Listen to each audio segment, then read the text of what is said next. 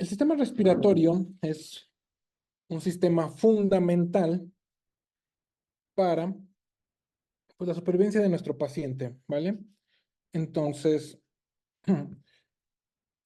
cuando empieza a fallar nuestro sistema respiratorio o el sistema respiratorio de nuestros pacientes, vamos a tener problemas no solo en el sistema respiratorio, sino también sistémicos.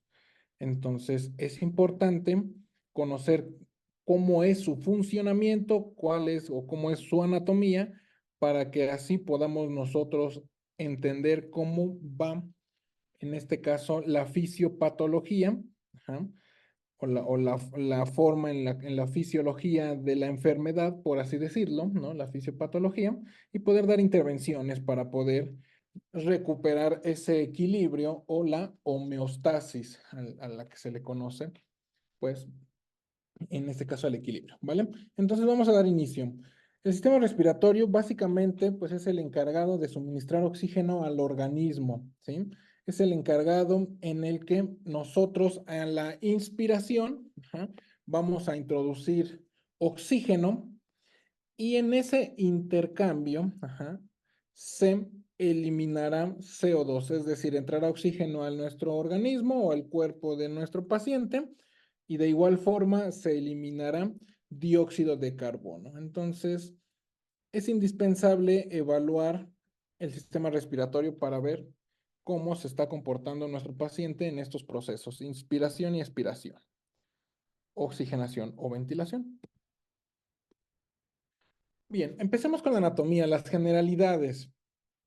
La, tenemos el sistema respiratorio, se divide en dos. Nuestra vía aérea se divide en dos, en vía aérea superior y vía aérea inferior. Ajá.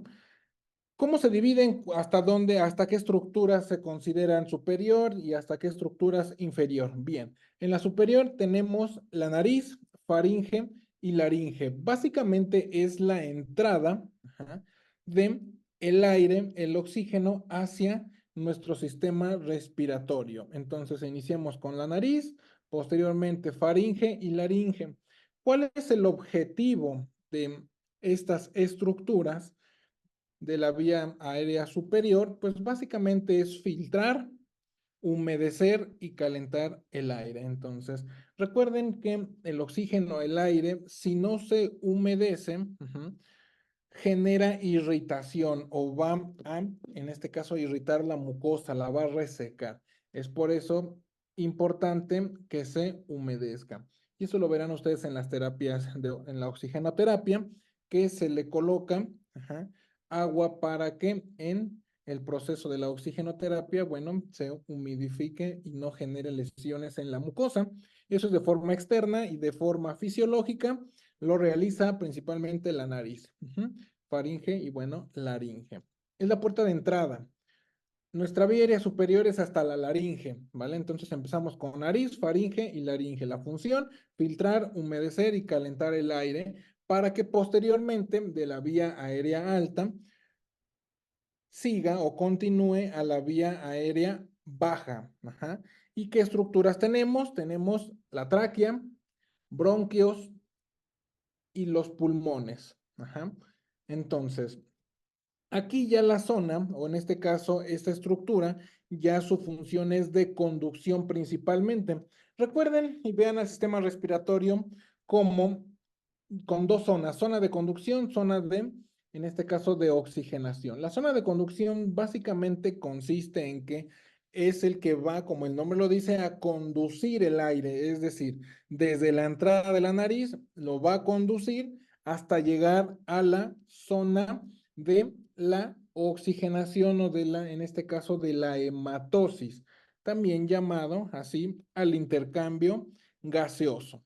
Entonces, la zona de conducción es básicamente todas las estructuras en la cual pasa el aire y esto abarca desde la nariz, ajá, hasta tráquea, pulmón, el bronquios y bueno, en este caso a los pulmones en general. Una vez que llegan a lo más pequeño, ¿sí? De la estructura, que es la membrana alveolo-capilar, se hará el proceso de la oxigenación, que aquí ya entra el intercambio gaseoso. Entonces, se divide en vía aérea alta, la cual filtra, humedece y calienta el aire, y la vía aérea baja, que es principalmente de conducción, para llevar al oxígeno a la zona de la hematosis, es decir, a la membrana alveolo capilar. Y ahí es la zona de oxigenación. ¿Cómo funciona eso? ¿Cómo es el mecanismo respiratorio? Básicamente tenemos dos fases. Ajá. Entrada y salida de aire. En la entrada denominado inspiración, lo que les mencionaba, entra el aire por la nariz, se filtra, se humedece. ¿Cómo se filtra? Recuerden que en la nariz tenemos vellosidades, en la cual, y mucosa también, en la que cuando pasa el aire, ajá, o en este caso el oxígeno, las bacterias que él lleva en el medio ambiente o en el aire, las va a atrapar, por así mencionarlo, las va a detener, por eso se dice que lo filtra. Ajá. Es una barrera para ir disminuyendo y eliminando patógenos, ¿vale? Entonces la humedece y posteriormente la ingresa ya a la vía aérea baja para que pase por la tráquea, bronquios, bronquiolos, ajá, ya en los pulmones, y llegue a la zona de oxigenación. Ya en la zona de oxigenación, que es la membrana alveolo capilar, ¿no? En la zona de la hematosis o intercambio gaseoso, aquí lo que sucede es que el oxígeno entra a la sangre y el CO2 en este caso, sale de la sangre y bueno, la eliminamos en el siguiente proceso, que es la expiración. En la expiración ya es la salida del aire y aquí, bueno, el oxígeno entró al organismo y el CO2 es el que se va a eliminar. Entonces, básicamente es entrada y salida de aire. ¿Qué sucede? Ajá, cuando tenemos problemas en esta zona de conducción, en la entrada, ¿sí? Tú puedes tener una adecuada membrana alveolo capilar o una adecuada oxigenación. Sin embargo, si está obstruida la zona de conducción o si hay alguna alteración en la zona de conducción, se comprometerá el oxígeno y el volumen que llegue a la membrana alveolo capilar y generará problemas de oxigenación. Aunque nuestro organismo o el organismo de nuestro paciente tenga un intercambio gaseoso normal, ¿sí? Y caso contrario, tú puedes tener una adecuada zona de conducción, entra y sale aire sin mayor problema, pero está lesionada o está alterada, dañada nuestra membrana alveolo capilar y no hay un adecuado intercambio gaseoso. Podrá entrar el aire excelente, salir el aire excelente, pero si la zona de oxigenación está dañada, tendremos problemas de oxigenación. Entonces, si hay una alteración en la conducción, generará problemas de oxigenación. Si tenemos problemas en la membrana alveolo capilar, generará problemas de oxigenación, aunque la zona de conducción esté íntegra, ¿vale? Entonces, van de la mano, pero no es lo mismo. Uno conduce, o es decir, uno es, imagínense la analogía de la tubería, entra y sale aire, y el otro ya hace el intercambio, que es la zona de oxigenación. ¿Ok? Entonces, pues básicamente ese es el mecanismo respiratorio. Entonces, les decía, van de la mano respiración y ventilación. La respiración solamente es entrada y salida. La respiración es entrada y salida, en este caso de oxígeno entra y sale CO2. Y en la ventilación solamente es entrada y salida de aire y bueno, pues eliminamos CO2, ¿vale? Entonces, básicamente esto es lo que nosotros tenemos que estar evaluando, cómo es la zona de conducción y cómo es la oxigenación, que ya lo veremos más adelante, cómo podemos evaluar la ventilación de nuestro paciente y cómo podemos evaluar la oxigenación o la respiración de nuestro paciente. ¿Vale? Entonces, esto es lo que nosotros vamos a evaluar. ¿Qué sucede cuando se alteran estos dos? Lo que les repito, va a generar problemas de oxigenación. Y si no tenemos una adecuada oxigenación en el organismo, vamos a tener problemas en el funcionamiento celular. Les hago la analogía que el oxígeno es la gasolina de las células, ¿no? Entonces, cuando no le llega la gasolina a la célula, o en este caso, bueno, pues hagamos la analogía de la gasolina y un motor, pues empieza a disfuncionar. Si esa gasolina no llega, pues se para, ¿no? Falla. Y pasa lo mismo con los órganos o las células. Si llega oxígeno disminuido, va a empezar a fallar en su funcionamiento. Si son células del riñón, pues tendremos falla renal. Si son del corazón, pues falla cardíaca. Entonces, el oxígeno es indispensable. Por eso tenemos que evaluarlo, ¿vale? Para ver en este caso, cuál es el origen de esa lesión y poder tratarla. Bien, empecemos, eso fue de forma general. En la vía aérea superior les mencionaba, tenemos la nariz, faringe y laringe. Humedece, filtra y calienta el aire. Empecemos con la nariz ya más específico. Lo que hace la nariz es la puerta de entrada, lo que les decía, y salida. Ahí entra y es la parte inicial y parte final también de, en este caso, inicial de la inspiración y final de la expiración.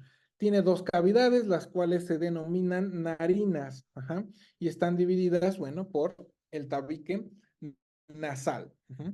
Tenemos ahí en la nariz receptores olfatorios, tenemos, bueno, pues nuestro sentido, en este caso, olfatorio, la mucosa que les decía, que nos ayuda a filtrar, ajá, el aire y, bueno, vénulas y cornetes. Entonces, tiene mucosa, tiene venas, ¿sí? O tiene, en este caso, circulación y, bueno, pues podemos percibir el olor. Entonces, esa es la función principal.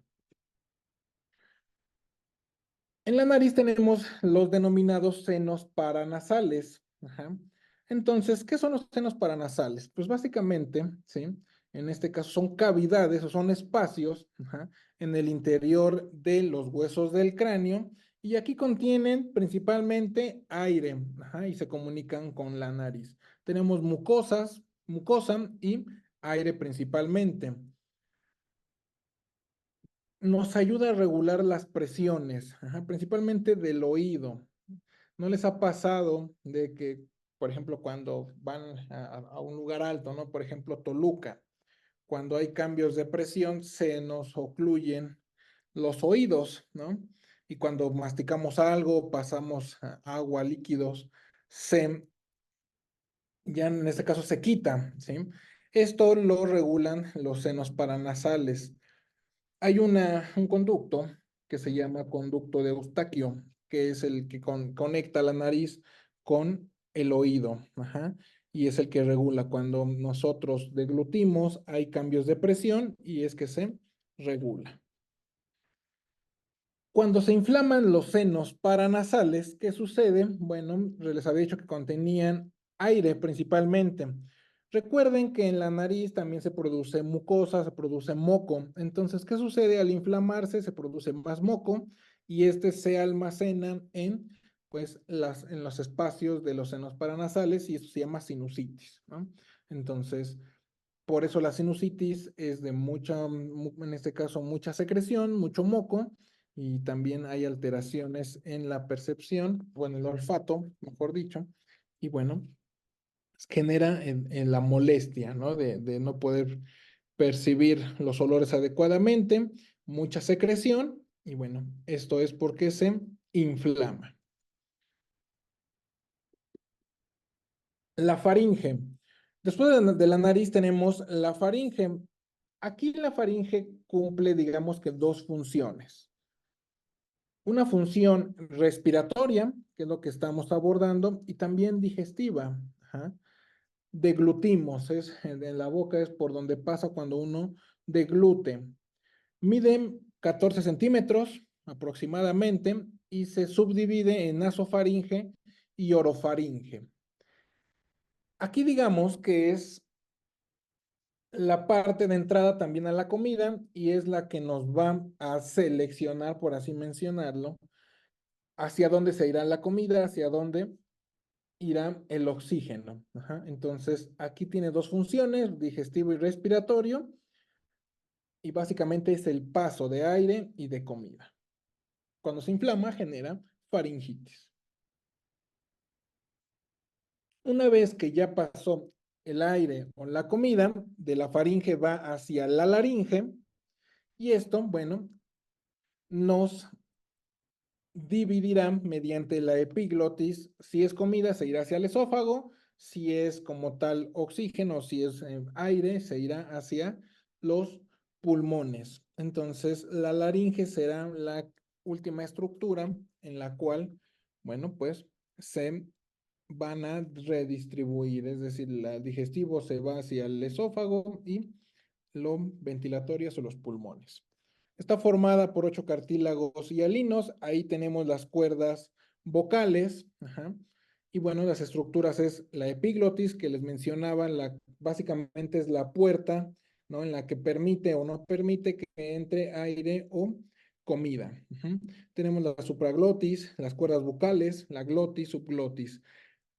Hay dispositivos que se llaman dispositivos supraglóticos, en los cuales nos ayuda a dar manejo a la vía aérea avanzada, donde se encuentra, pues precisamente arriba de la glotis. ¿Ja? Entonces, son dispositivos en los cuales nosotros podemos manejar vía aérea, sin necesidad de laringoscopía convencional.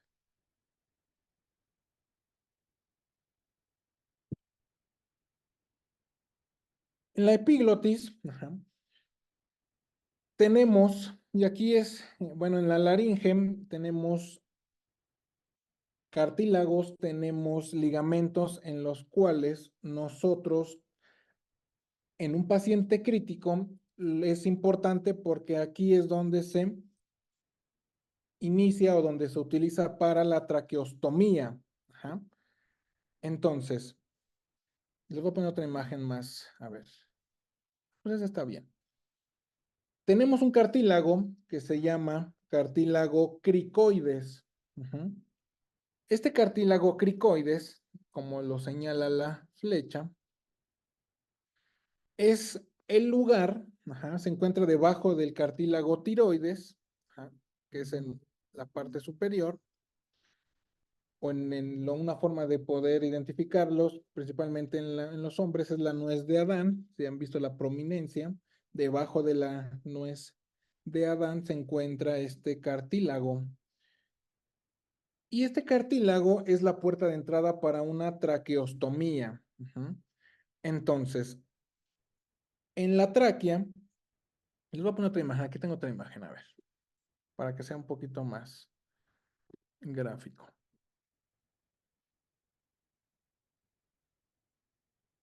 A ver, denme un minuto.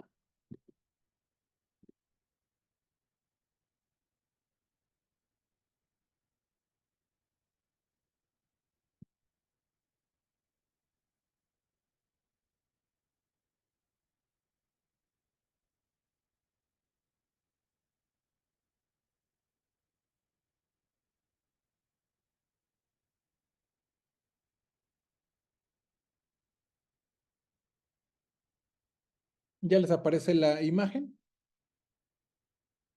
Sí, maestro. Ok, mire, vean. Entonces, le decía, debajo, en este caso de la nuez de Adán, del cartílago tiroides, tenemos el cricoides. Ujú. Entonces, aquí es la puerta de entrada para una traqueostomía. Ujú. Entonces, si ustedes observan a la tráquea, ya en sus demás estructuras, ya no hay un espacio importante para poder introducir un dispositivo. Y observen, vean acá, cómo hay mayor tamaño, ¿sí? Comparando con el cartílago tiroides y los demás en este caso, de la tráquea. Por eso es donde se realiza, o ahí es donde se realiza la traqueostomía. Este cartílago se realiza un corte y se coloca un dispositivo, en este caso, llamado traqueostomía. Entonces, es la única puerta de entrada, ¿sí? En la cual no se lesiona estructuras de la tráquea. Si lo hacemos más abajo, ya lesionaríamos más, en este caso, pues más a la tráquea. ¿Sí? Aquí se hace el corte, pero hay mucho más espacio para poder introducir un dispositivo. Entonces, después del cartílago cricoides, viene o inicia ya la tráquea. Y esto ya es parte de la vía aérea inferior. Vean, aquí está mejor esta imagen. Y ya en la tráquea, ¿sí? Aquí es donde nosotros, o por donde se introduce la cánula endotraqueal, ¿sí? Como el nombre lo dice, dentro de la tráquea para posteriormente dar ventilación. ¿Por qué se coloca acá o por qué en este caso llega acá la cánula? Les había mencionado que esta es una zona de conducción. Entonces, después de la tráquea ya vienen los pulmones, ¿sí? Ya vienen los bronquios. Entonces, los bronquios derecho e izquierdo, o izquierdo y derecho. Entonces, aquí en la cánula, al estar colocado dentro de la tráquea, vamos a asegurar que la ventilación, el volumen, el oxígeno que nosotros le estemos administrando a nuestro paciente se pueda distribuir en los dos pulmones. Digamos que es la última zona de conducción donde se puede dividir hacia los dos lados, ajá, derecho o izquierdo. Y la tráquea tiene un papel importante en la zona de conducción. Les mencionaba, continúa o en este caso sigue de la laringe, tiene de 10 a 12 centímetros, ajá, lo podemos encontrar en este caso en la quinta vértebra torácica y tiene algo en particular, ¿sí? Tiene anillos que son en forma de C, que son de cartílago, pero son en forma de C.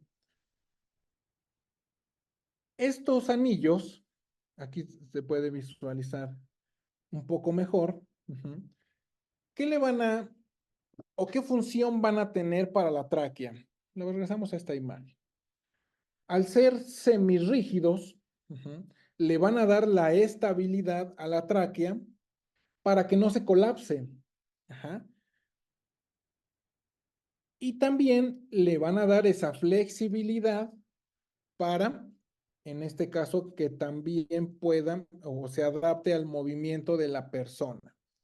Entonces, los cartílagos los cartílagos les ayudan en eso, principalmente a que no se colapse y le dan la flexibilidad para que, bueno, en este caso, no haya obstrucciones en la vía aérea. Ajá. Posterior a la tráquea o en la carina, que básicamente es el final de la tráquea, donde la cándula endotraqueal es un punto de fijación o que se encuentre colocada, es la última parte de la tráquea y ahí se subdivide en la parte izquierda y derecha, en este caso de los bronquios. Entonces, la tráquea básicamente es zona de conducción, es semirrígida para lo que les mencionaba, que no se colapse y bueno, sea flexible para adaptarse a los movimientos, en este caso principalmente de la cabeza y del cuello, ¿ok? Entonces, aquí se hace la traqueostomía en el cartílago cricoides, como les mencionaba.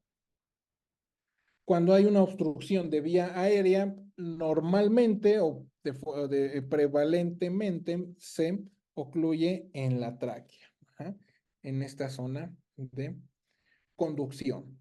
Si logra pasar la tráquea, normalmente se va hacia el lado derecho, que por anatomía es más grande que el lado izquierdo. Asimismo, con la cánula endotraqueal, cuando se inserta demasiado, se va hacia el lado derecho y esto es por anatomía, que ya lo veremos.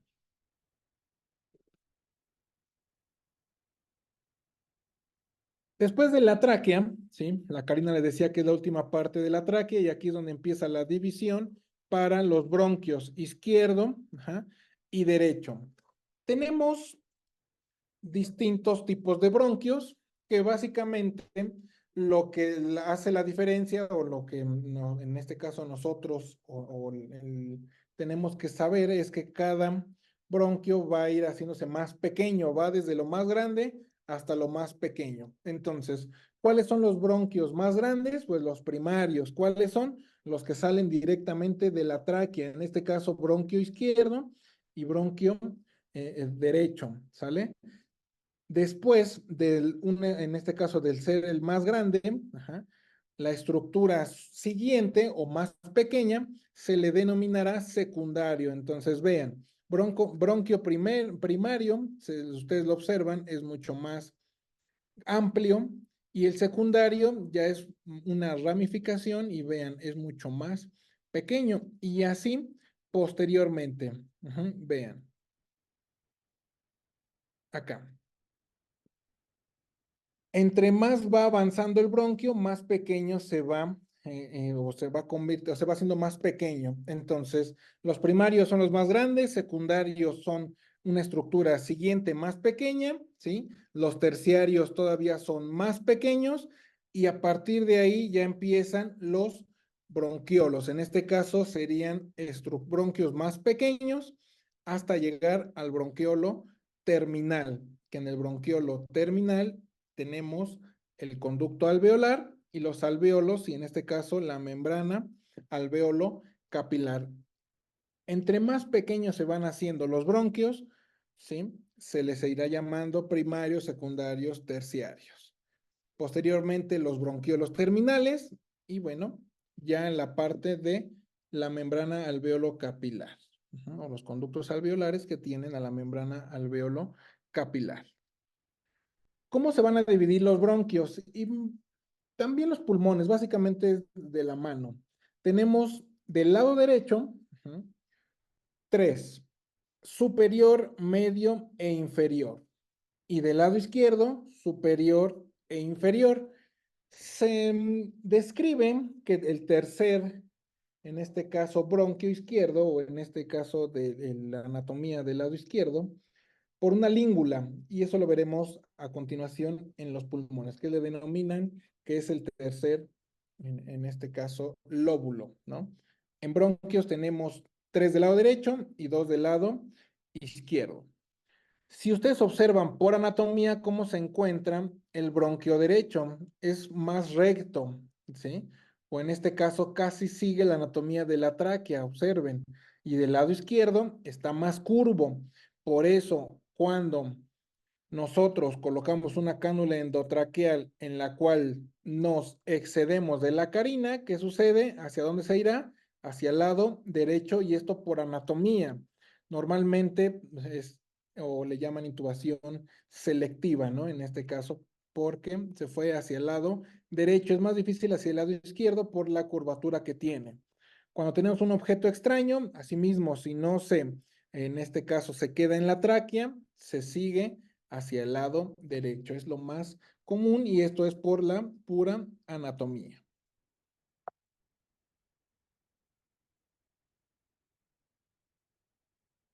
Entonces, les decía, de los bronquios primarios, secundarios, terciarios, entramos a los bronquiolos y todavía las estructuras más pequeñas, los sacos alveolares. Vean, los bronquiolos ya básicamente es la última parte de la ramificación, si lo vemos así, de los bronquios. Una vez que llegamos a los sacos alveolares, tenemos nuestro alveolo, ¿no? Que lo podemos, en este caso, con la analogía de que es un globo, en el cual ahí tenemos una membrana en la cual se intercambia el oxígeno con el dióxido de carbono. Aquí es la zona de oxigenación.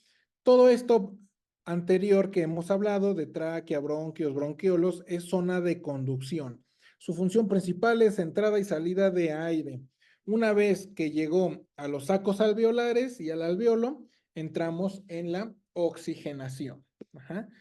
Entonces, en los alvéolos, que es la parte terminal y es la zona de conducción, tienen forma de saco, y están rodeados de vasculatura. Básicamente son capilares, que también es la parte más pequeña de los vasos sanguíneos. Por eso tenemos aquí, o aquí es la membrana alveolo-capilar. Básicamente tenemos, para el intercambio gaseoso, debemos tener un alveolo, o es decir, una parte de aire, oxígeno, y otra parte de sangre. En este caso necesitamos las dos para que haya ese intercambio adecuado.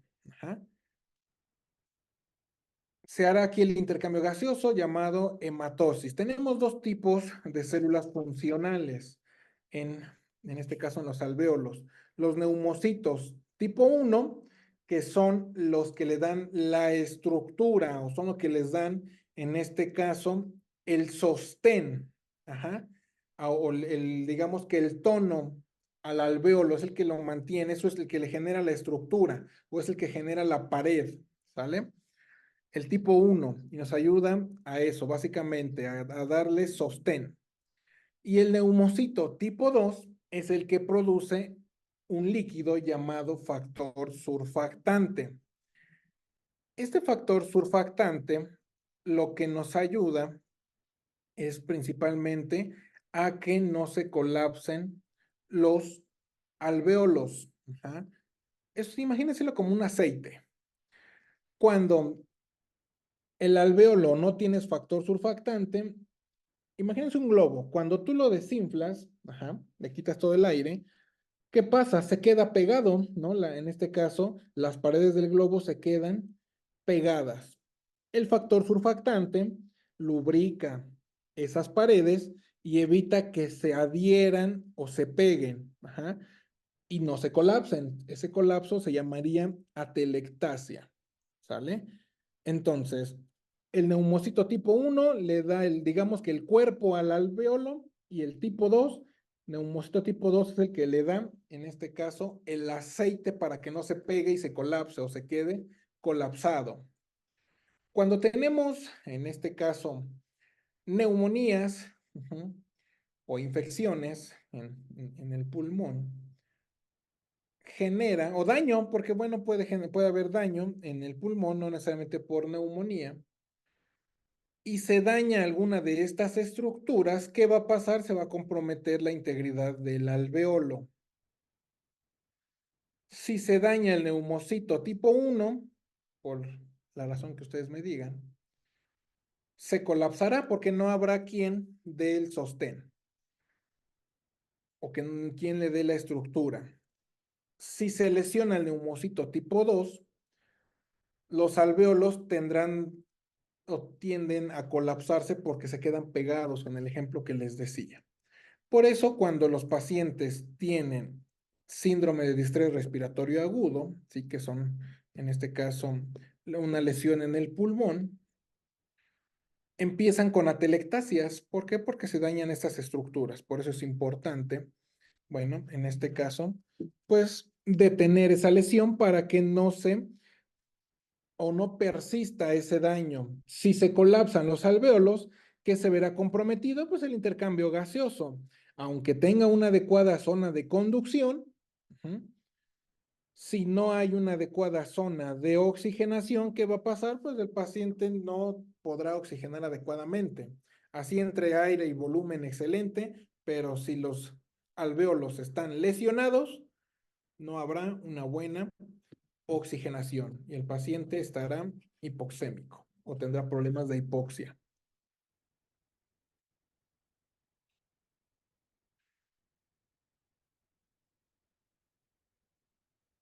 Y ya entrando en una estructura más global, en este caso los pulmones, que es el que, en este caso todas las estructuras que hemos hablado, se encuentran dentro de los pulmones, ¿no? Los bronquios, bronquiolos, alvéolos, sacos alveolares y los alvéolos se encuentran dentro de los pulmones. Tenemos dos pulmones, ¿no? El lado izquierdo o el pulmón derecho. Un promedio, ¿sí? De altura 25 centímetros, un diámetro antero-posterior, es decir, un ancho de 16 centímetros, y esto recuerden que va a variar de acuerdo a la complexión de cada paciente, es un promedio. Estos pulmones tienen dos pleuras, en las cuales, ¿sí? Se encargarán de dar también, así como el factor surfactante, evitar ese, en este caso, es su aceite y evitar que se rocen. El pulmón contiene todas las estructuras que hablábamos. Del lado derecho, les decía, se divide en tres, así como los bronquios, aquí se llaman lóbulos, que se dividen en superior, medio e inferior. Ajá. Y el pulmón izquierdo en superior e inferior. Les decía que aquí se le conoce, o en este caso en el lado izquierdo, como el tercer lóbulo a la língula, pero se describe en anatomía que es solamente superior e inferior divididos por una língula.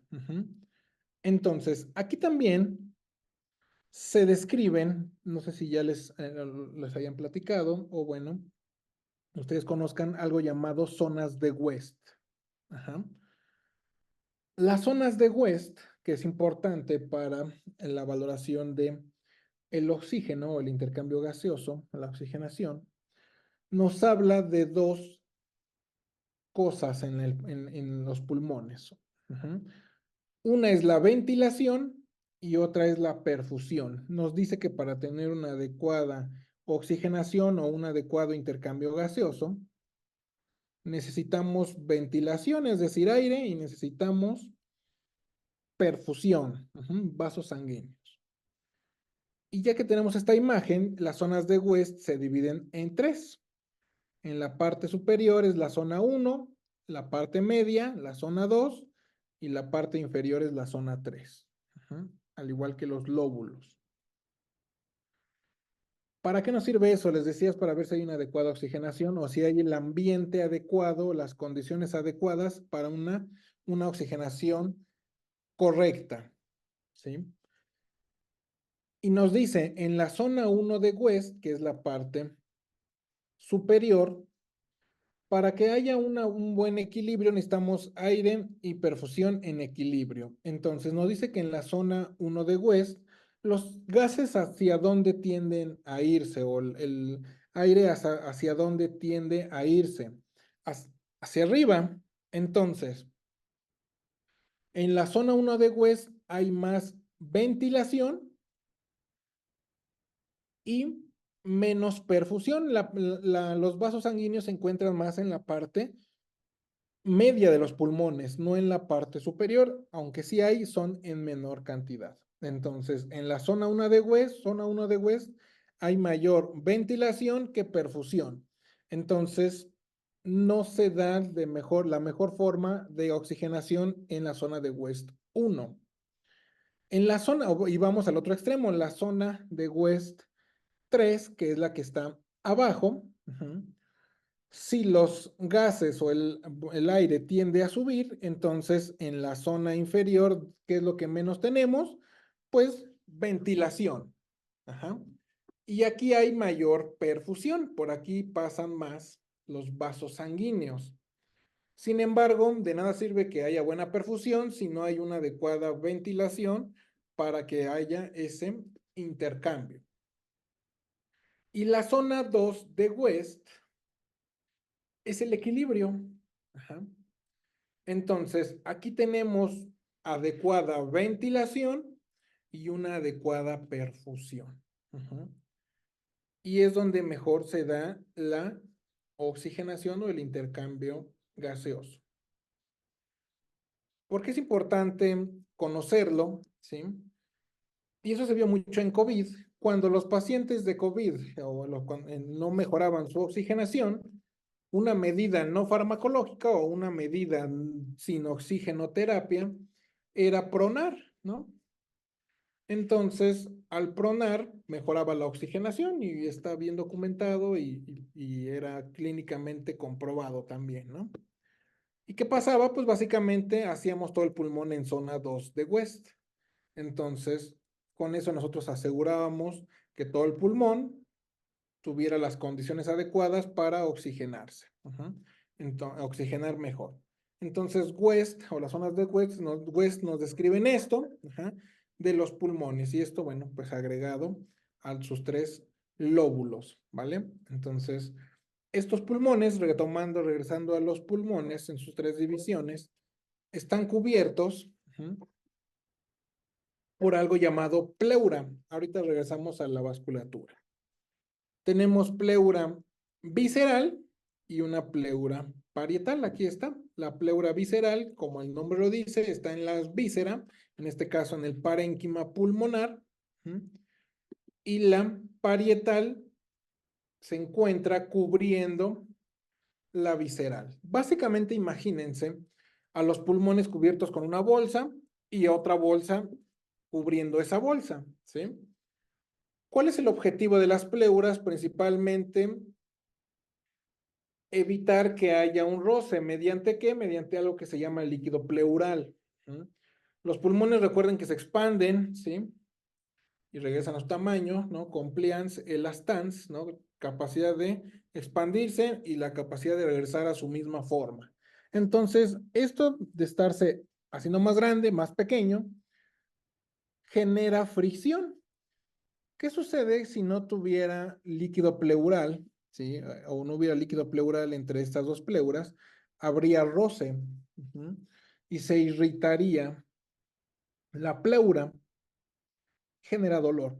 ¿Han escuchado o han leído el dolor pleurítico? Que el dolor pleurítico se da en la inspiración, y esto es porque se rozan o hay roce en las pleuras. Recuerden que los pulmones no sienten dolor o no hay dolor, pero en las pleuras sí hay percepción del dolor. Entonces, cuando les duele al inspirar, es un dolor pleurítico. Y eso sucede cuando hay derrames pleurales, es decir, que el líquido de las pleuras se pierde, ¿sí? Se derrama, por eso se llama derrame pleural, porque se pierde y se acumula en el pulmón. Entonces no hay quien lubrique y genera dolor, ¿vale? Y inflamación en los pulmones por esa misma fricción, ¿sale? Entonces las pleuras, ese es el, pues sí, su objetivo o su funcionamiento o la función. ¿Cuánto líquido pleural tiene un adulto? 15 a 20, ¿sí? Se produce por hora, se reabsorbe y se vuelve a producir. 15 a 20 mililitros hora. Regresando a la vasculatura, les había mencionado que en la zona 2 de West, que es a la mitad, ¿no? En el lóbulo medio, es donde se encuentra la mejor perfusión que en las otras dos zonas. ¿Y por qué? Porque el hilio pulmonar, que es básicamente donde pasan, o en este caso está formado por arterias pulmonares, por arterias bronquiales, venas, básicamente vasos sanguíneos, en este caso drenaje linfático, nervios, es la zona donde pasa todo, las venas, arterias, nervios, y se encuentra a la mitad del pulmón, en el lóbulo medio. Entonces, a partir de ahí se distribuye en el pulmón. Por eso la zona 2 de West es mejor en perfusión, porque ahí tenemos los vasos sanguíneos. Así de sencillo. Y el aire se mantiene más abundante en la zona media. Tiende a subir, pero se mantiene en equilibrio. Dice Arled, cuando tienen derrame pleural que se drena? Pues, depende. Si el derrame pleural genera infección, pues puede ser en este caso pus, pero básicamente lo que se drena inicialmente es el líquido pleural, se acumula. Entonces, recuerden que esto se va produciendo por hora, entonces el paso del tiempo se está acumulando y genera toda esta sintomatología. Entonces, inicialmente lo que se drena es el líquido pleural, pero si esto ya es agregado a infecciones, pues en este caso se agregará o se eliminará o se drenará ya líquido purulento o líquido con infección, ¿no? O infeccioso, ¿vale? Entonces, y dependerá también que genere. Si genera ya más lesión en el pulmón, puede generar igual sangrados, ya dependerá cómo se comporte, en este caso, el pulmón del paciente, pero inicialmente lo que se drena es líquido pleural. Y ya dependiendo la severidad o si hay más daño, se verá si es líquido por infección o bueno, ya hay como tal sangre en los pulmones, que ya son en etapas ya muy severas. Normalmente es líquido pleural.